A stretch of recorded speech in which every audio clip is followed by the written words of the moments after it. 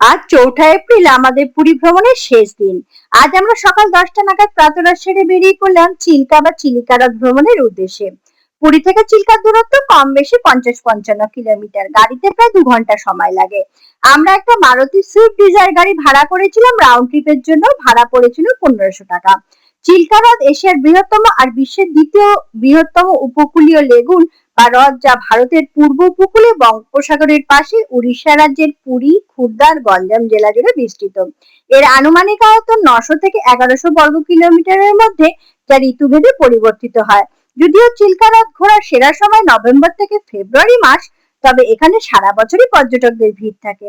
শীতকালে এখানে পরিযায়ী পাখিদের প্রচুর সংখ্যায় দেখা যায়। সাইবেরিয়া, কাস্পিয়ান সাগর, মঙ্গোলিয়া স্টেপ অঞ্চল থেকে পরিযায়ী পাখিরা এখানে এসে ভিড় জমায়। চিল্কা হ্রদে প্রচুর নোনা জলের মাছ, কাঁকড়া, ঝিনুক পাওয়া যায়।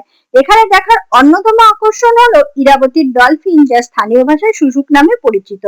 হ্রদের মাঝখানে নলবন নামে একটা পক্ষী অভয়ারণ্য আছে এবং এখানে কালজয়ী মায়ের মন্দির পর্যটকদের জন্য অন্যতম দ্রষ্টব্য স্থান।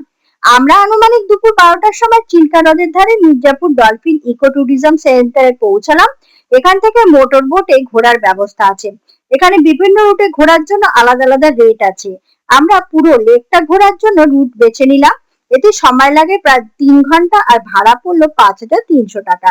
এছাড়াও মাথা পিছু ২০ টাকা করে লাইফ জ্যাকেট ভাড়া করে আর টুকটাক খাওয়ার আর কোল্ড ড্রিঙ্কস কিনে আমরা মোটর বোটে বেরিয়ে পড়লাম। যাত্রা শুরুর পরে আমরা প্রচুর সিগাল পাখি দেখতে পেলাম। পাখিরা খাবার পেলে বোটের সাথে সাথে উঠতে থাকে। আমরাও পাখিদের খাবার দিয়ে প্রচুর ছবি তোলার সুযোগ পেলাম। এরপর একটা ছোট্ট দ্বীপে আমাদের বোট দাঁড় করালো। এখানে স্থানীয় মানুষরা লাল কাঁকড়া বিক্রির জন্য নিয়ে এলেন আর সাথে ঝিনুকও নিয়ে এসে ভেঙে আমাদের সামনে মুক্তো বের করে দেখালেন। এছাড়াও অন্য পাথর আর প্রবালও এরা বিক্রি করেন।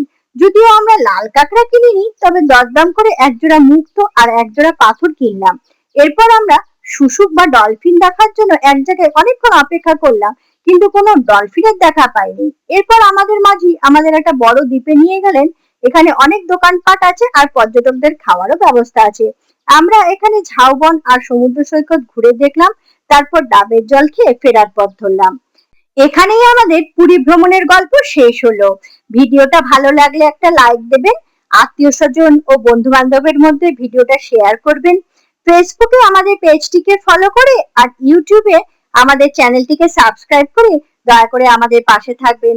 শীঘ্রই দেখা হবে নতুন কোনো ভিডিও নিয়ে। পরিশেষে ভিডিওটা শেষ পর্যন্ত দেখার জন্য সকলকে ধন্যবাদ জানাই।